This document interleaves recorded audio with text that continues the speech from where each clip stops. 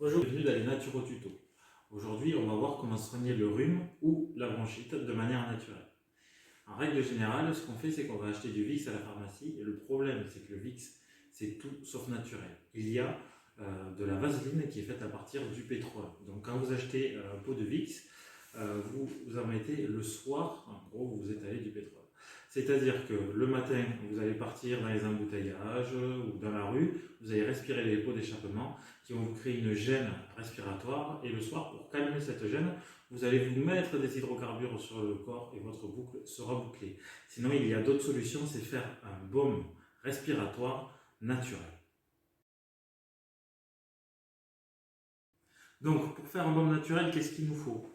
Il nous faut tout d'abord, l'ingrédient principal, l'huile de coco. Alors, l'huile de coco bio, toutes les huiles, il faut les prendre bio parce que la plupart des polluants de notre monde sont liposolubles. Donc, toujours privilégier des huiles bio. L'huile de coco, l'avantage de l'huile de coco, c'est qu'elle est déjà antibactérienne et qu'elle va avoir un bon pouvoir de pénétration. Donc, notre baume va bien pouvoir pénétrer afin que tous ces principes puissent nous soigner au mieux. L'avantage aussi de l'huile de coco, c'est sa consistance. L'huile de coco est déjà un petit peu rigide, donc ça va nous permettre de pouvoir l'appliquer sans trop de difficultés. Après, le beurre de karité. Le beurre de karité, ça va permettre de solidifier la préparation sans non plus la rendre trop rigide comme si on avait utilisé une cire. C'est toujours un peu mieux. On peut utiliser une cire, mais vous allez vous retrouver avec un baume très rigide, donc il ne va pas falloir qu'il prenne trop le froid, sinon vous allez devoir attendre avant de devoir l'appliquer. Après, il nous faut des huiles essentielles. Des huiles essentielles, nous allons utiliser l'eucalyptus. On utilise toujours l'eucalyptus pour des problèmes respiratoires et c'est pas pour rien, car l'eucalyptus est expectoral, décongestionnant, antiviral. Donc toutes ces propriétés vont nous permettre de libérer nos bronches, de pouvoir sortir le trop-plein, de pouvoir déjà aussi avoir un effet sur les bactéries. Autre chose, le niaouli. Moi j'adore cette huile. Je remplace le titri, tout le monde met du titri, par le niaouli parce qu'elle a les mêmes propriétés. Elle fait tout. Elle est antifongique, antibactérienne, antivirale, expectorale, tout. Quasiment toutes les propriétés sont dans l'huile de niaouli et en plus il n'y a aucune étude ou aucune interpellation sur des perturbations endocriniennes contrairement au titri. Après, j'utilise la menthe poivrée. Alors, la menthe poivrée, ça va être le côté fraîcheur et le décongestionnant plus, ça va nous créer vraiment une sensation de bien-être. Donc, indispensable dans un moment respiratoire.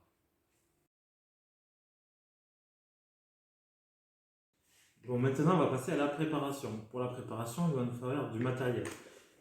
Un bol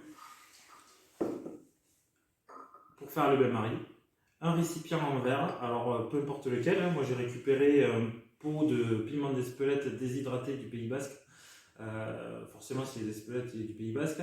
C'est juste pour sympathiser avec eux parce que j'aime bien les avoir en ami plutôt qu'en ennemi.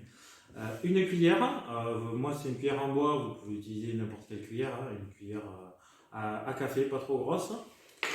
De quoi mélanger, une petite touillette, voilà, une touillette à café, ça peut très bien faire l'affaire. Et de l'eau chaude.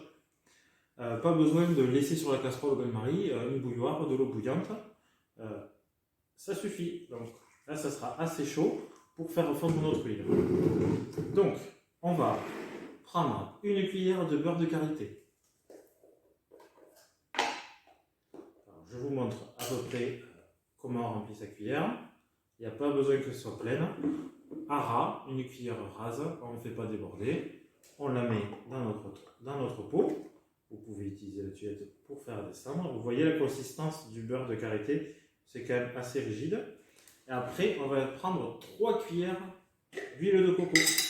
Alors l'huile de coco, la texture est un peu plus souple, donc ça va nous donner un petit côté plus huileux. Si vous voulez que votre baume soit plus rigide, vous mettez un peu plus de beurre de karité pour moins d'huile de coco, mais je vous conseille de rester sur 3 cuillères de l'huile de coco pour une cuillère de beurre de karité. Donc, on met 3 cuillères, donc on la remet sur 1, 2,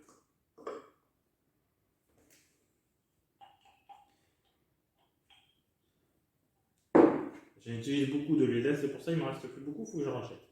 Et 3. L'huile de coco, vous pouvez la trouver un peu n'importe où, hein. Il y en a partout, hein, de l'huile bio. Même en supermarché, vous en trouverez.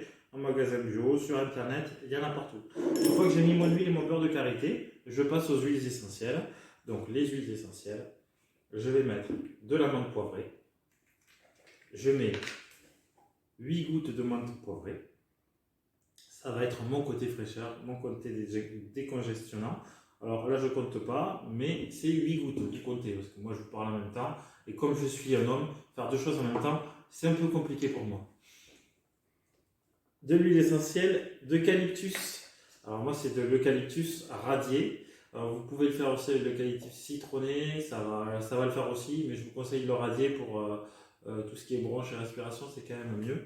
Là, on part sur 6 gouttes, donc on avait 8 gouttes d'huile essentielle de menthe poivrée et là 6 gouttes d'eucalyptus. Alors attention, en fonction de l'huile que vous achetez, ça peut couler plus ou moins vite, donc soyez vigilants. Et après, 6 gouttes d'huile de niaouli. Alors là, c'est vraiment le côté antibactérien, soin, que ça va apporter. Pardon, excusez-moi. Maintenant, on va touiller.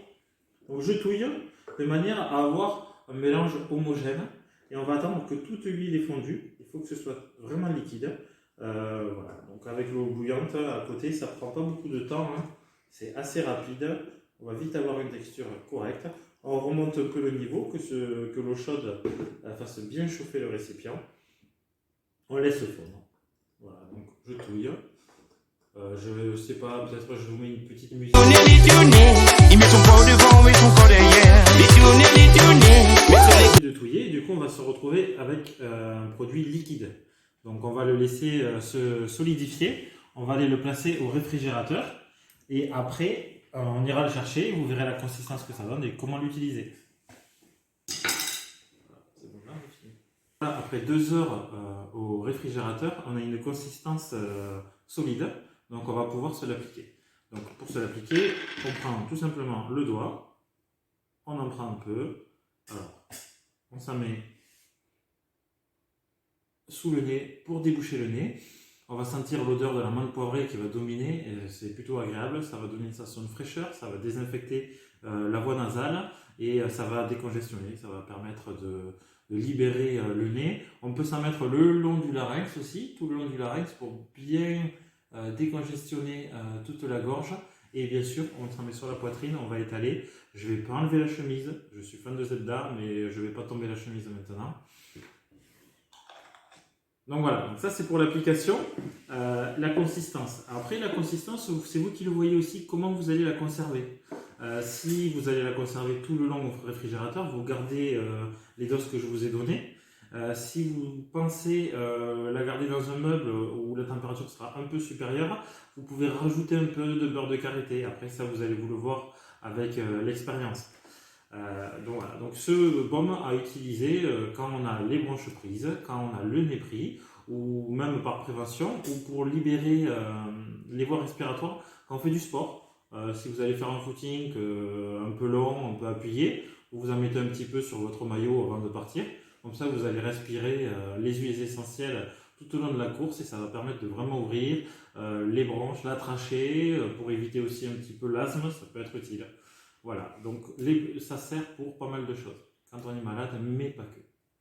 Donc la conservation, comme vous le voyez, nous, on n'en a pas forcément fait beaucoup. Si vous voulez en faire plus, vous augmentez les doses, toujours en proportion, vous doublez, vous triplez. La conservation, alors ça va se garder au réfrigérateur, vous pouvez garder ça pendant des mois et des mois. L'huile de coco est très stable, car elle est riche en acides gras saturés. Les huiles essentielles vont désinfecter l'huile. Donc au réfrigérateur, vous pouvez garder ça même 1 an, ça ne posera pas de problème.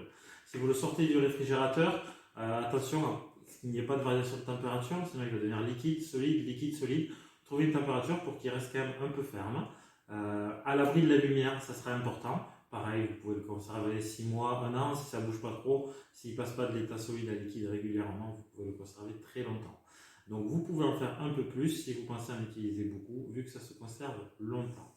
Voilà, voilà, c'était ma vidéo sur le baume respiratoire. Je vous remercie d'avoir suivi cette vidéo et à bientôt pour une prochaine Naturo Tuto.